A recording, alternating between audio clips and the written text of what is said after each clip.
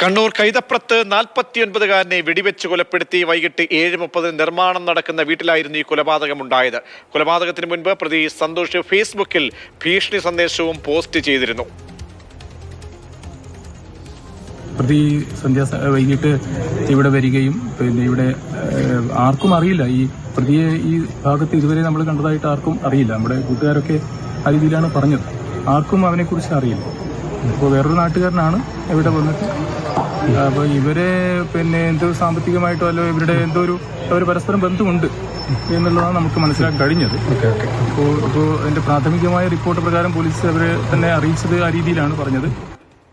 Felix നൽകും വിവരങ്ങൾ. Felix, ഈ അരിങ്കൊലയുടെ പിന്നിൽ എന്തായിരുന്നു? മാത്രമല്ല തികച്ചും ആസൂത്രിതമായി തന്നെ കൊലപാതകം നടത്തുകയായിരുന്നു. കാരണങ്ങൾ എന്താ? വ്യക്തിപരമായ ചില കാരണങ്ങളാണ് ഈ കൃത്യത്തിലേക്ക് പ്രതിയെ നയിച്ചത് എന്നതാണ് നമുക്ക് മനസ്സിലാക്കാൻ കഴിയുന്നത്. കാരണം രാധാകൃഷ്ണൻ എന്ന വ്യക്തിയാണ് സന്തോഷ് എന്നയാൾ വെടിവെച്ച് കൊലപ്പെടുത്തിയത്.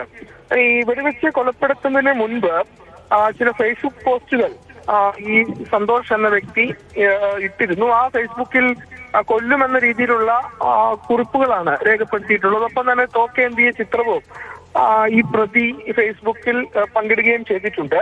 അപ്പോൾ അതുകൊണ്ട് ഒരു കാര്യം വ്യക്തമാണ്, വളരെ ആസൂത്രിതമായി നേരത്തെ തന്നെ മുൻകൂട്ടി തീരുമാനിച്ച പ്രകാരമാണ് ഈ തോക്കുമായി ഈ വീട്ടിൽ, രാധാകൃഷ്ണന്റെ പണി നടന്നുകൊണ്ടിരിക്കുന്ന വീട്ടിൽ പോയത് എന്ന കാര്യത്തിൽ ഏതെങ്കിലും വ്യക്തതയുണ്ട്. എന്നാലും ഇത് സംബന്ധിച്ച് പോലീസ് പറയുന്നത് ഇന്ന് വൈകുന്നേരം 7:30 ഈ പണി നടക്കുന്ന രാധാകൃഷ്ണ വീട്ടിൽ സന്തോഷ് എത്തുന്നത്. സന്തോഷ് എത്തിയ ശേഷം ഇയാളെ വെടിവെച്ച് കൊലപ്പെടുത്തുകയാണ് ഉണ്ടായത്.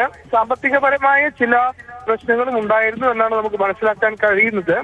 ഇതിന് വിശദമായ പരിശോധന ഇത് സംബന്ധിച്ച് പോലീസ് നടത്തുന്നുണ്ട്. ഇപ്പോൾ കൊല്ലപ്പെട്ട രാധാകൃഷ്ണന്റെ സ്വദേശം ഇരിക്കൂർ കല്യാട് എന്ന സ്ഥലത്താണ്. പക്ഷേ ഇയാൾ വളരെ കാലമായി കൈതപ്പുറത്തുമായി ബന്ധപ്പെട്ട് അവിടെ താമസിക്കുന്നുണ്ട്. കൈതപ്പുറത്താണ് പുതിയ വീട് പണിതുകൊണ്ടിരുന്നത്. അപ്പോൾ ആ പണി നടന്നുകൊണ്ടിരുന്ന വീട്ടിൽ വെച്ചാണ് ഈ സംഭവം നടന്നിരിക്കുന്നത്.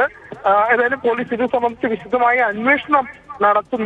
തോക്ക് കണ്ടെടുത്തതായാണ് നമുക്ക് ലഭിക്കുന്ന വിവരം. ഒപ്പം തന്നെ ഒരു മദ്യക്കുപ്പിയും, അതായത് ഈ പ്രതി സന്തോഷം മദ്യപിച്ചാണ് അവിടെ എത്തിയത് എന്നത് തെളിയിക്കുന്ന രീതിയിൽ മദ്യക്കുപ്പിയും ആ വീട്ടു പരിസരത്തു നിന്നും കണ്ടെടുത്തിട്ടുണ്ട്. ശരി, ഫെലിക്സ് ആണ് വിവരങ്ങൾ നൽകിയത്. ഞെട്ടിക്കുന്ന വാർത്തയാണ്. 49-കാരനെയാണ് കൊലപ്പെടുത്തിയത്. നേരത്തെ തന്നെ ഫേസ്ബുക്കിലടക്കം പോസ്റ്റ് ഇട്ടുകൊണ്ട് കൊലവിളി നടത്തി മുന്നറിയിപ്പ് നൽകിയാണ്. ഈ തോക്ക് ഉൾപ്പെടെ എന്തിക്കൊണ്ടുള്ള ചിത്രമടക്കം ഇട്ടുകൊണ്ടായിരുന്നു ഈ കൊലപാതകം ആസൂത്രണം ചെയ്തത്.